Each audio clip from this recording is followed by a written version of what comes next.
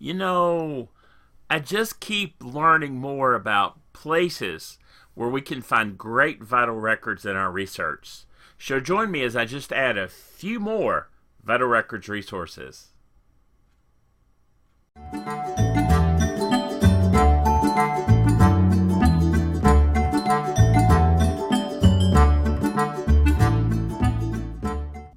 Hey, it's Mark Lowe with Kentucky Tennessee Research.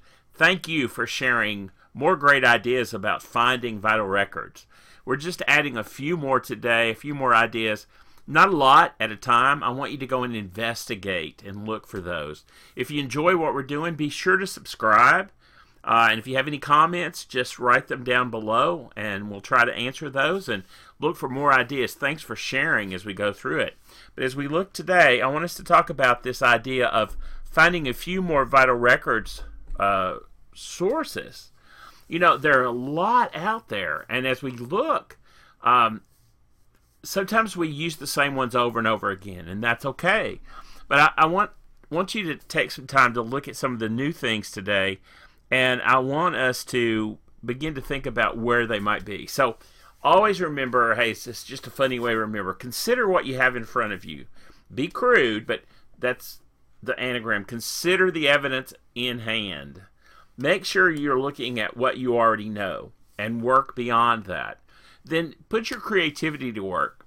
It's always good to be a creative thinker as a researcher, because as we begin to identify locations, sources, ideas, look at those within the context of what we know.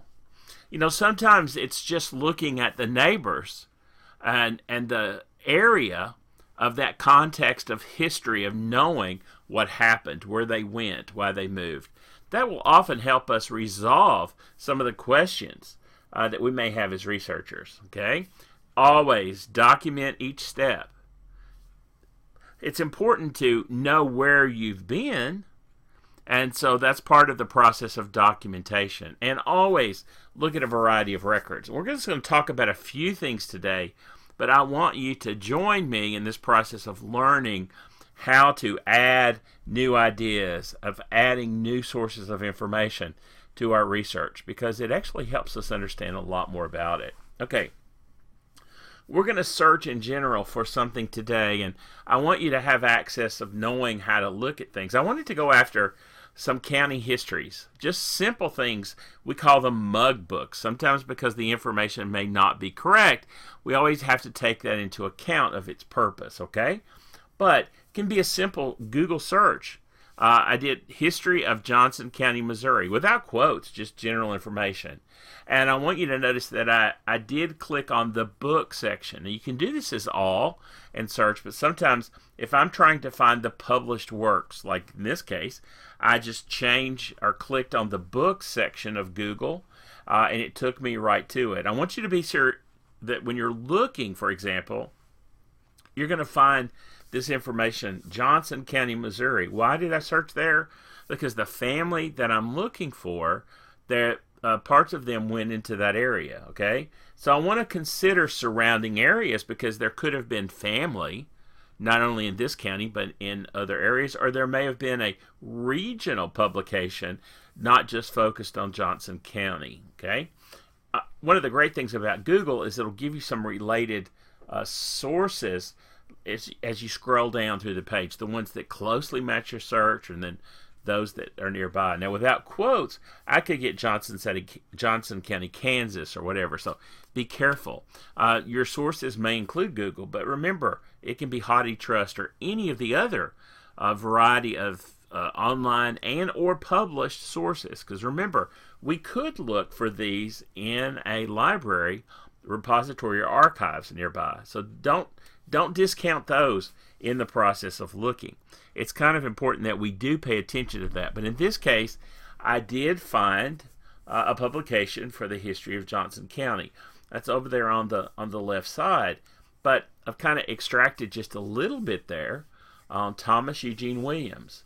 Notice, birth date, vital statistics. He was born 21 June 1858 on his father's farm in Hazel Hill, which is Johnson County, Missouri. I'm looking in locations where maybe parts of your family may have moved, those that migrated beyond the place where you are, like here in Tennessee or Kentucky. A lot of folks went to Missouri, Illinois, and so forth. So, we might also look back in places where some of our family might have left, where they lived before, where there are still cousins and other families that are there. So, look in regard to that. Notice that there is a specific date, and then that's one of the rare possibilities often in these. But I have found this to be more common in some publications. That's why I was pointing it out to, like, hey, this is a great source. Now, by the way, don't just look for one, because if this biography is here, this biography might also be in another publication, right? So often when we're looking, we may become focused, particularly if we find something. In this case, continue to look. And, I did a search in Google. So just going back to that page, were there more than one publication? Did he only appear in one or the other? What's the dates? So we look at the date when someone lived. We look at their range of where they may have moved. And that might also be the aspect of maybe looking in another place, finding that information, okay? All right, so let's stay on track where we are, but let's keep looking. And I did look in the very second hit on Google Books, which was also a history of Johnson County, Missouri. And I looked, and there's Thomas Eugene Williams again. Again, he was born, look in the beginning, the same date, June 21, 1858. His parents died when he was quite young. All of this data should be extracted, compared, so we want to keep the whole thing intact. We want to examine it with pieces of each evidence, looking more closely, trying to determine, is it helpful? Can we find more information? And I can tell you that like these biographies actually helped solve a lot of information before me, because they had one brother that was still connected down in Kentucky. And you'll notice in this one, it says he has 3 brothers and 3 sisters. E.A., E.D., and T.E. were the brothers. And then the sisters were named. So the initials, but actually that is part of the solution. E.D. was a banker down here in right on the edge of Tennessee and Kentucky, and that tied this whole family together in a court case later. So again, within what we're looking for, we have to look to see, we may be looking for a full name. These initials would actually tie it all together. Okay, so just mull and ponder, slow down, relax, enjoy. Well, let's continue in that process.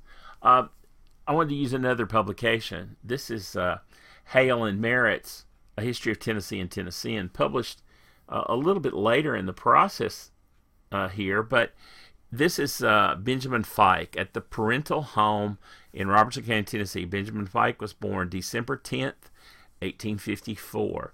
Again, specific information. If you notice, if you scroll down, often these biographies will include dates of marriage.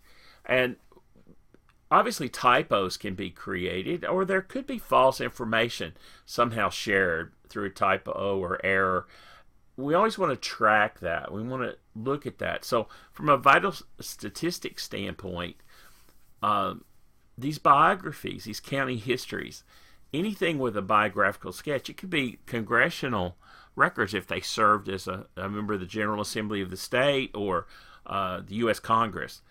Any of those types of things that are collected. It could be, as we've looked earlier in those ideas of those industrial guides, it might be a biography in a business journal. Again, all of these are helpful, and that's where our mind, our thought, has to come into play as to what helps us resolve the information. Okay? I want to point you in just 2 other general areas as we're looking through these records in other places.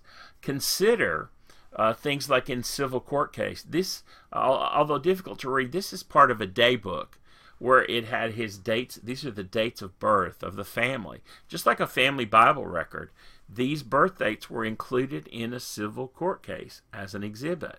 So again, although that might not be as easy to find online, knowing the fact that we have access to many of these court cases across the country that have been digitized, that are available either through a local archives, through state archives, or through Family Search, or other options as well, we can consider when we're looking for these biographical data at a county history level, what about court case information? Is there additional records that might be related in regard to that?